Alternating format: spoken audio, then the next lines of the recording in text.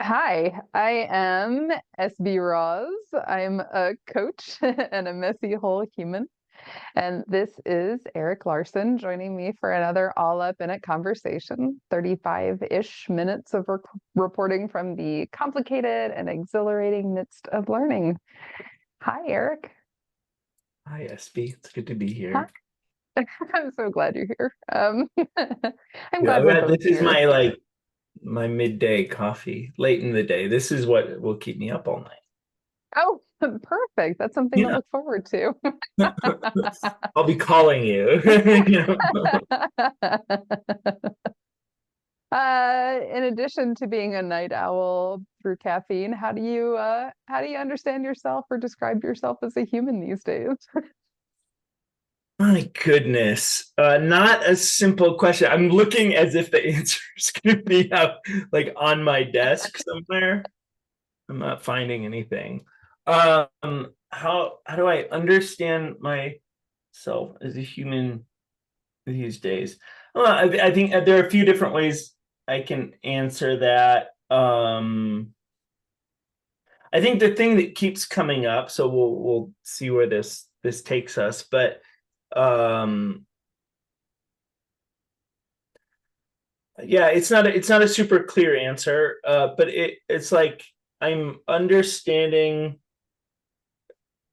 yeah, myself now as patterns set in motion way back then, which is not terribly enlightened, I guess. But I think for me personally, I think the more I explore what those things were that kind of set things in motion, yeah, the kind of richer my life becomes. So if that's not a vague enough answer for you.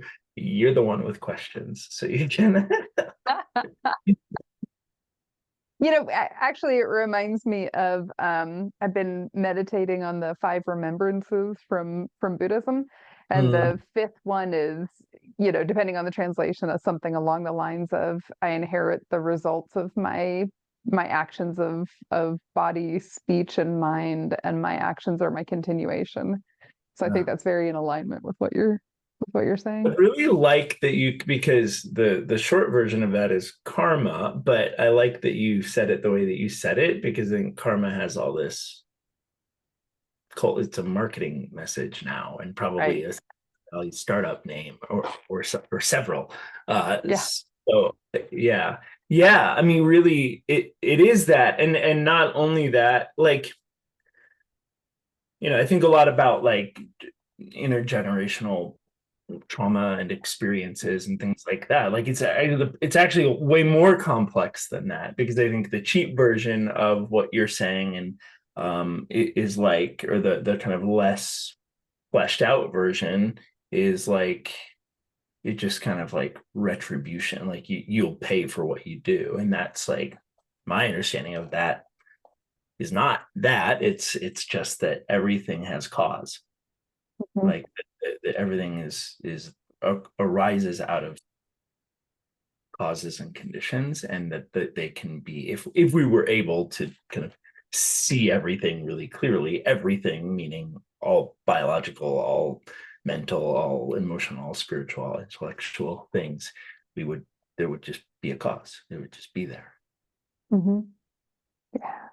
Yeah, so that, yeah, and I think that's interesting. I mean, so to connect that to what I said, I think I'm finding, um probably not any the cause or something like that, but things that feel resonant, and help make sense of, these patterns. So it feels really good to kind of look back or journey back, or whatever, and then touch on something that might be the seed for what has grown into the great oak here, and be like, ooh, like there's something satisfying about that, or resonant or something. Hmm. Yeah. Yeah. I like that the cause thought. Like we can find lots of causes, and certainly we're really profoundly talented story making machines, right? So we love to find the stories that help us understand ourselves, but like we are in this unbroken chain, right? So sometimes I like to daydream about like what did the, you know, the generations living before like housing, right? Like what did the cave people like, how did their trauma like filter down, and what like little kernel of it still lives in me, right? That I'm like blaming on my parents or my grandparents or something. Yeah, yeah, no doubt. And I mean, it's like it will never cease being a deep mystery, but it's well worth, I think, the trouble to try to understand. And I like that. It's, I mean, you know, we're story and meaning making creatures, but like this is cause is different from meaning. You know what I mean? Like we don't have to tell a story about how a seed got germinated. Like that just happens. Like that's actually like a biological reality. So there's something about one of the things that attracts me to Buddhism too is like it's a scientific philosophy. It's not that. If you're, I think, reading it in the way that it was intended, like it's really comes from like Taoism is the same way. It's like it's really comes from people just like I always think of a Taoist as somebody who just like when they were 5, like just they're like, okay, you're a tree sitter and you're a sky watcher and you're a dirt holder, and like that was just their assignment or something for 90 years on the planet, and then right before they died they're like, can you report in on what you noticed? And then that was all collected over many, I don't know, hundreds of thousands of years, not hundreds of thousands, but a long time. And then we sort of have this, yeah, this kind of understanding about the way things are. So it's nice to kind of have that. It's like it's not burdened by the meaning making feature, which is also really important, I think. But and that's what I'm always in my own work and trying to understand this one here today, like trying to parse out the difference between like, well, what actually happened versus what's all the meaning and the intention I ascribe to it, and all, you know, that's like separate. Does that make sense? Mm-hmm. Yeah, and well, it feels like a segue too, but also potentially part of the answer of what you're all up in these days. Like, what are you in the midst of learning and exploring? Mm. Yeah, it's interesting to hear those things come out of my mouth. I mean, I think one of the things that I'm always all up in, yeah, which is just kind of an understanding about how it all works. So there's never not a time. You know, I think everything that I'm in is really asking just the biggest of big questions. I'm sort of compulsively asking those questions. So yeah, I mean, I guess I'm gonna actually go all in on that. I mean, I think I'm all up in the kind of what the hell is going on around here. I will share that. I think I've shared that with you in other contexts. Is like the core question that drives me is what the hell is going on, and it's like because we live in a dynamic system, and I am a dynamic system within a dynamic system. I can always ask that question without ever hoping to come to any kind of final anything. Mm-hmm. So how's that for us? What are Yeah. you gonna do with that?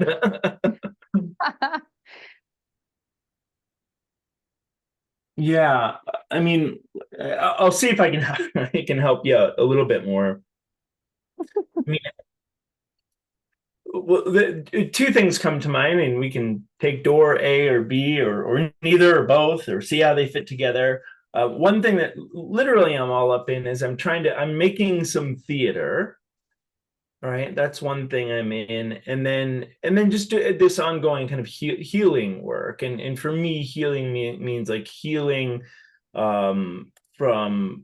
I mean, I guess the way we'd conventionally say it is like healing from complex trauma, right? That sort of has its origins in childhood. So there's that, and then I'm making theater, and I'm making theater about. It's hard to say. I think it's about my mother's death from Alzheimer's, Mhm. kind of what that does to a relationship that was 55 years old or whatever my parents' relationship was. So that's it. And I think so now I'm going to make the connection to why that has to do with everything everywhere all at once. Is that that movie? I didn't see it. um, I was told to see it. I didn't see it.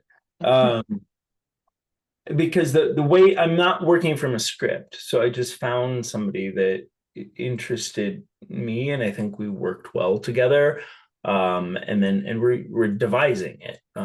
So devising in theater just means you get together and you start playing, and then but not without intention. It's not chaos. I do have this kind of germ of an idea, and some things that I know and shared with her, but we're just sort of, okay, let's get in the room for 2 hours a week and play and see what emerges. So it's really interesting to be in it feels very raw as the kind of, or very, I don't know what the word is, very like not pre-formulated in terms of creativity or creative process. Like I just really don't know what it's going to look like when it's presented. Yeah. Do you have a sense of what it will feel like when it's where you want it to be? Well, I think I know what I want it to feel like for the audience. Yeah, which I guess is the point.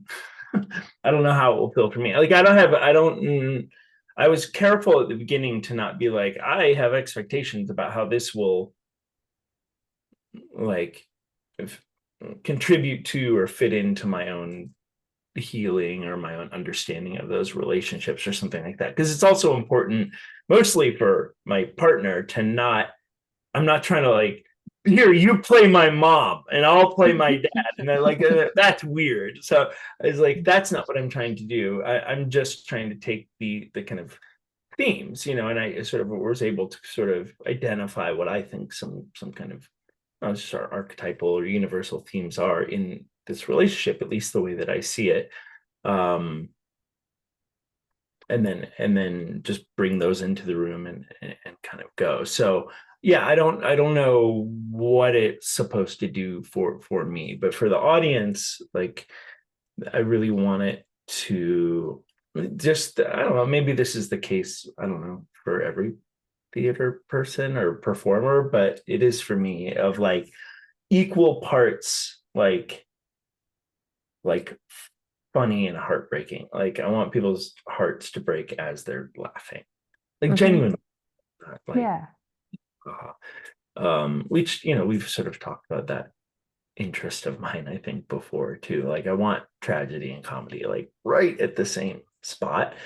And so a little bit more about the way that we're doing this and devising it is, or at least at the beginning, it was through studying clown.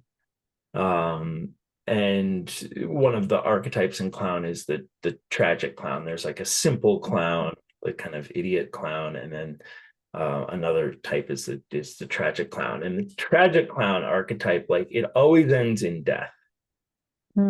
It's very existential in its kind of concerns. It always ends in death.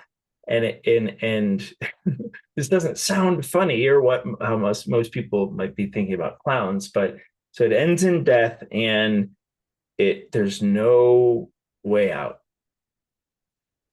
Like there's not like it ends in death and then you're like, but we learned a lesson here, and there's good cause for hope. Like there's no moment like that. So one of I'll give you an example, it's not quite tragic clown, but it's in that direction, of just like an exercise that she and I did while we were like studying together. And it was like the setup was, and it was just written by our teacher. The setup was like a college age person is packing for to go away to college. They're getting ready to get in the car and go away, and they're having this interaction, like conversation with their childhood stuffed animal. Mm. Right, so the stuffed animal is sentient, whatever, Mm-hmm. and the stuffed animal is like, great, we're going to college, and the kid's like, actually, like, I'm going to college, you're not coming to college. And they're like, they sort of ignore them. So there's this kind of tension. And then finally, like, the stuffed animal gets it. It's just like, Mm. oh, and there's no like big moment or anything. It's just like, yeah, and now you go in the box and you go in the closet and the door closes and I leave and you watch Mm-hmm. me and it's done. Yeah. So that is the feeling, but the way you get to it is also through just the mess and fiasco and absurdity of being a human trying to make things happen in a world that's like does not bend to your will. And that's funny, Yes. and so Yes. dying of Alzheimer's, I can't believe I'm saying this for people who would be watching.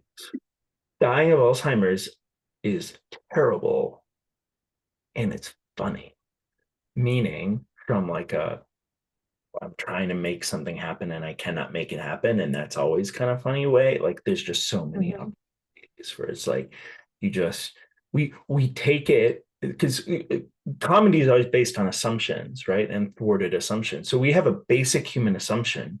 I don't know where we get it, that like Mm-hmm. we're gonna remember stuff.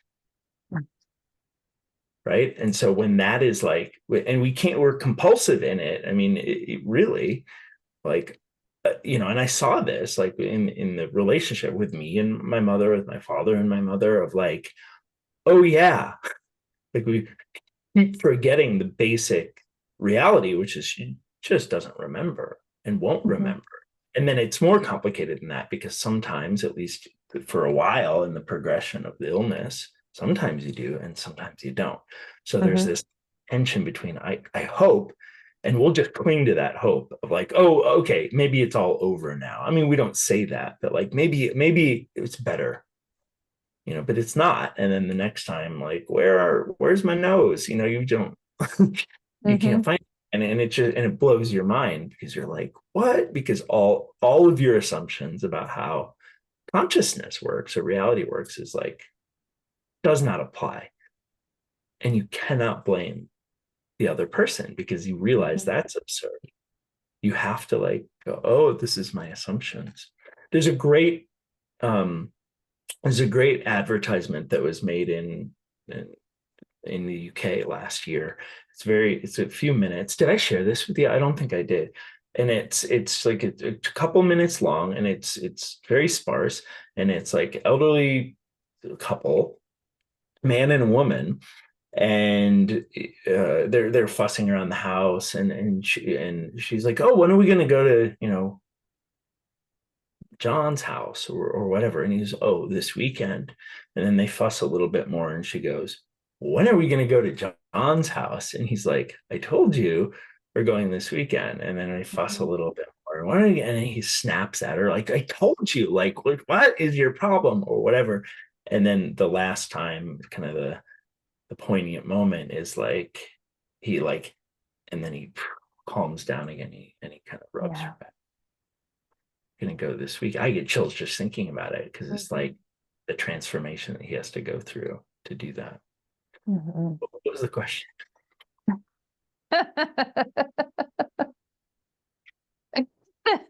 It so doesn't matter, right? But I am We're in it curious now. about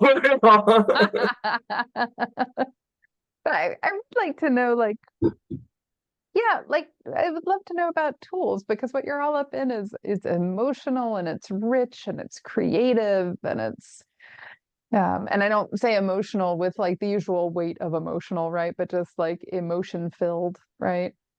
And I wonder, like, what are you using to traverse and explore this time? Yeah.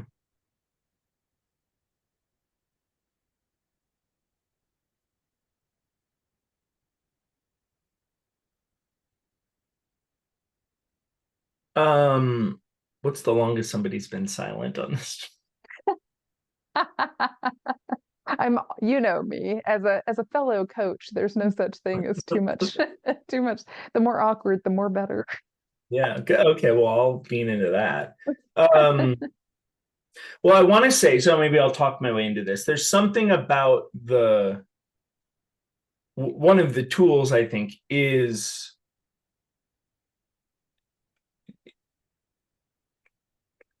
play, right? So in the creation of this show, and it's relational work. I mean, so which is, it's interesting because when you ask me that question, I immediately think about me sitting alone in a room, coming up with her, reading a book or whatever, and it's like, oh, this is a relational process, which is Mhm. definitely also relates to the other thing I was talking about, just in terms of healing and trauma and that kind of thing. So interesting for me to notice that. So I think the coming together regularly itself for me is an actual tool, because I'm only too happy to like cut and run when it starts to not work, or I don't remember why it was so inspiring, because I'm definitely all of 2 months in and I'm like, this was a dumb idea, this is never gonna work, like this is whatever. But it's really simple to write an email to the place that rents us space and say, can we be there on Tuesday from 7 to 9? Mhm. Like, do that. So that's my tool. Mhm. So one of the kind of tool books or chests that I draw from is from acceptance and commitment therapy. You know that, and just that broader set of tools from psychology. And part of it is just like doing something that is like not how you're feeling. You're like, I'm Mhm. feeling like I really want to run in that direction. And so of course I crawl in that direction. Like that's what I do. So I think that's definitely a tool. But then, yeah, the tool of just showing up and being like, okay, some not nothing will happen, because there's another person there with their experience and their consciousness and their care for me and the process and themselves and everything else too. So um I know it's not too fancy as a tool. It's pretty basic, kind of blunt instrument, but I think for me in this process, it's a really important one. It's just like, just don't not show up. How about that? Yeah. But there's no great, like, it was amazing. And I don't expect there to be a moment. Because I get into that trap of like, there's going to be a moment where it's like all made clear. And then we just like are showered with gifts of clarity and confidence or whatever. Like, I don't have any hope. I mean, when I talk about it, I don't have any hope that that's what's going to happen. Of course, that sneaks in um, into it, but it's just like, just don't don't stop. I think there's something in one of Michael Singer. Is that the guy who wrote those books? Do you know what I'm talking about? Untethered soul. Yeah. I think it's in the Untethered Soul. Maybe it's in one of his others, but it's that adage. He's like, just the way that you, or Rumi says, don't go back to sleep. It's the same thing. Hmm. It's like, what the way that you stay awake is by don't go back to sleep. Hmm. Uh, that's kind of this too. It's like, just don't leave. Just keep showing up. So I think that's a big tool. Um, Something else popped to mind. Um,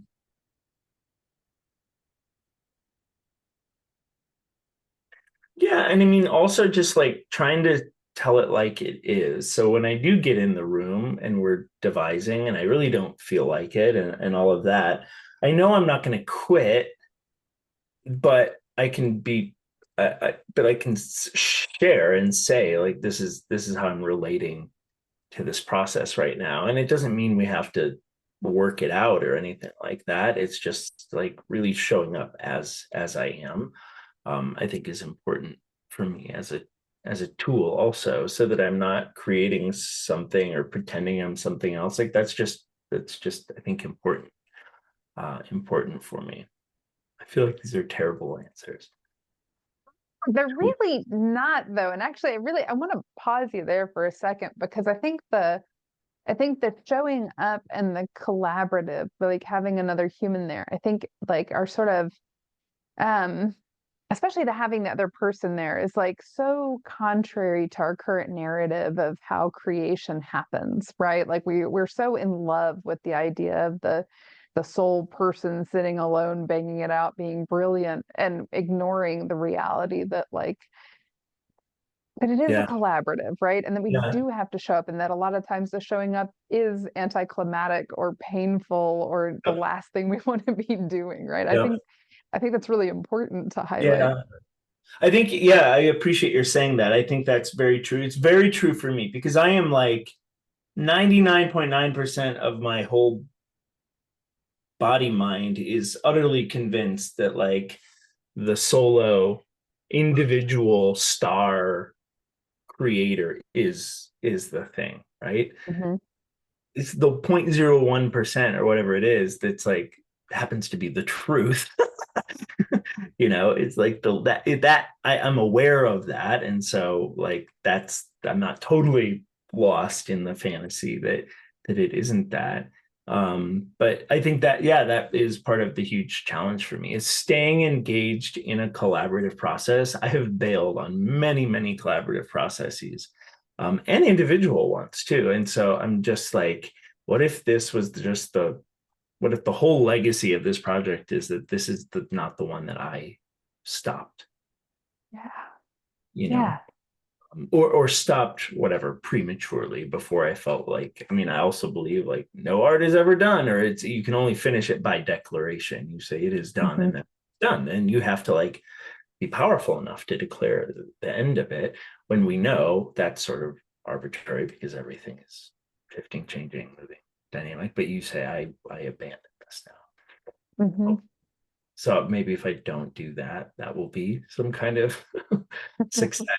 Yeah, and working with another person. Because I do notice a lot of my own fears. I'm like, oh, she's gonna call me up and like this is just a matter of time before she gets tired of my nonsense and and calls it off or has thinks better of it, or I do something unwittingly that makes her like not want to continue with it or something. So that's all like real and happening in the process. Um, and it's just, and I want to be, I've invited somebody into the creative space. I'm somewhat serving like the producer function, right? Because I sort of called this into being. And so trying to relate to, I want or to feel like an equal partner and a contributor, but I also feel responsible in a certain way. So there's all that's not separate from the thing that's being created. So there's a lot. It's like just being in intentional relationship and not bailing Mhm. requires a lot of a lot of for me, it requires quite a bit of tools. Yeah. Yeah. I really get that. I relate to that personally. Um, I am going to switch our gears and ask you because this is a 35-ish minute adventure that we go on, knowing that that's inherently not enough time, nor is a lifetime. And just ask you if there is a nonprofit that you want to highlight or spotlight in some way. Yeah, so I'm actually glad for the question. The reason I'm over here is because I wanted to get to the website that I had called up. Yes, so there is something called, sorry. I always, yeah, okay. I'm like the Mattering Project. It's called the Mattering Movement, and it's the Mattering Movement .com. I guess it's not a .org, but they do have a donate. You can donate to the cause, and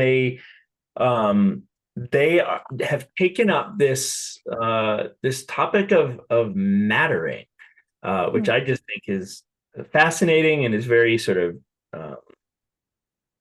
uh, at the heart of my own kind of healing and things like this, is just kind of coming into relationship with mattering, if that's not too vague. And they create curriculum for parents and for schools and for teachers and for just people in the community. And they have like a video series where they talk to experts, people whose work butts up against kind of this idea of mattering. So that would probably be, people like shame researchers and people in kind of DEIB space and belonging and, all sorts of different ways. And so they just have this really cool kind of curriculum creation and resources and things to get people talking about the idea of mattering and belonging, which is different because it's like belonging is something we kind of hear quite a bit about. And so, and I don't quite have the language to articulate if there is a meaningful difference between belonging and what they're saying mattering. I think mattering somehow is like more, mattering requires belonging, but it's a different sense of self. I matter is different than belong.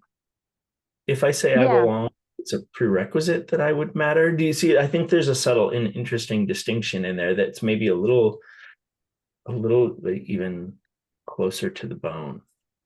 Somehow. It feels directional to me, like viscerally, it feels directional. Like mattering comes from inside out, and belonging comes from outside in. It almost feels like to me. Yeah, and partly to the degree that I feel resonant with this and have kind of experience from it. If you don't matter, if you don't have a sense of mattering, like the question of belonging is sort of moot. Like you aren't going to show up to the theater, or you're not going to show up to the meeting or to work or whatever it is, because like, why would you?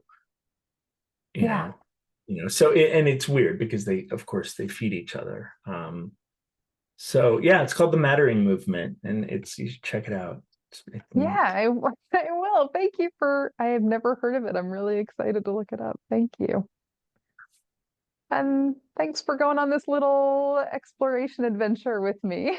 Well, yeah, me too. I don't know if anything was sorted out or anything. Not that that's your point. I know that's not even the point. Yeah, exactly. Exactly. It's to be in the midst of not knowing, right? That's like the whole premise of this project. So thank you. And I wish you, and I wish me, and I wish anybody who happens to watch or listen to this, ease and joy in the midst of whatever our learning curves.